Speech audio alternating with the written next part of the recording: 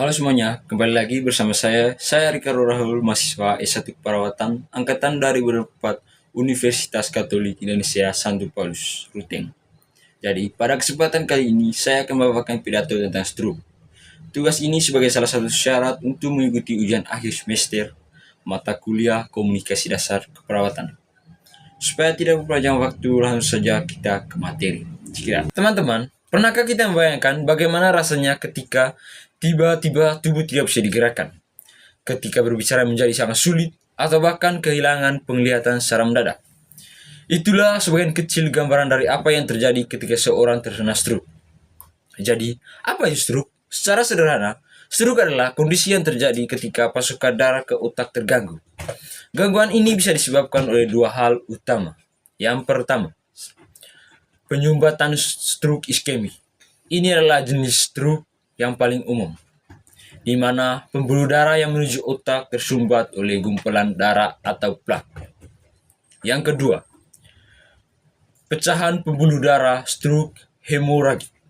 Ini terjadi ketika pembuluh darah di otak pecah. Penyebab pendarahan di otak, baik penyumbatan maupun pendarahan. Keduanya sama-sama menyebabkan sel otak kekurangan oksigen dan nutrisi, sehingga sel-sel tersebut mulai mati.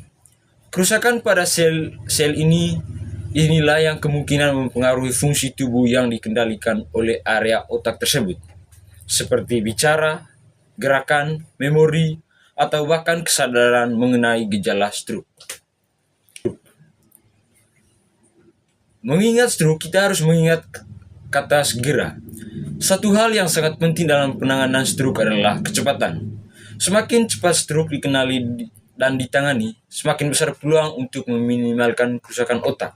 Oleh karena itu, kita perlu mengenali gejala stroke yang muncul secara tiba-tiba. Mari kita ingat akronim segera untuk memudahkan.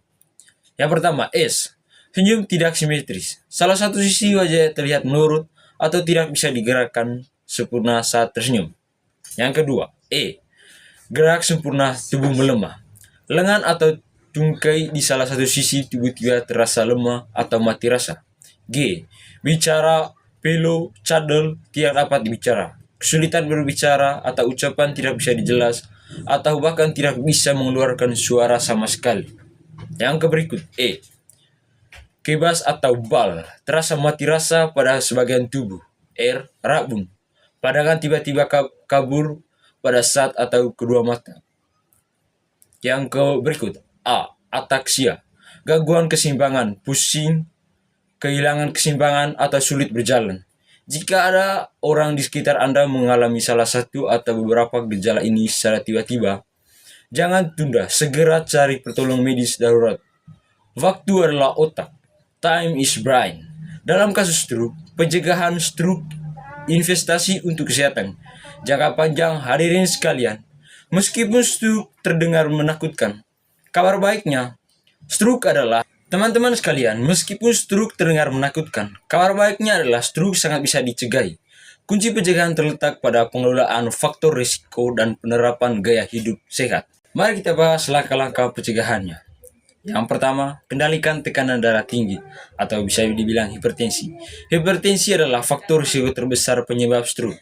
Tekanan darah tinggi yang tidak terkontrol dapat merusak pembuluh darah dari waktu ke waktu, menjadinya lebih rentan pecah atau tersumbat.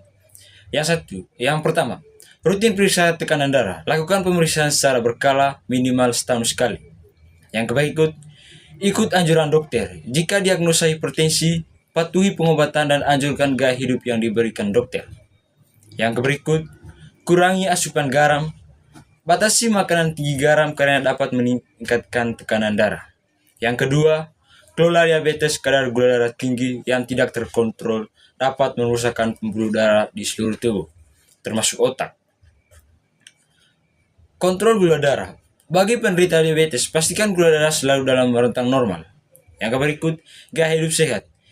Diet seimbang dan olahraga teratur sangat membantu mengontrol gula darah. Yang ketiga, kendalikan kolesterol tinggi. Kolesterol jahat LDL yang tinggi dapat menumpuk di dinding. Yang berikut, batasi makanan tinggi lemak, jenuh, dan trans. Kurangi konsumsi garam, daging berlemak, dan makanan olahan.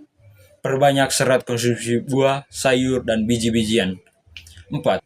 Berhenti merokok adalah salah satu faktor risiko stroke yang paling dapat dicegah. Zat kimia dalam rokok merusak pembuluh darah, meningkatkan tekanan darah, dan membuat darah lebih mudah menggumpal. Berhenti merokok sekarang juga.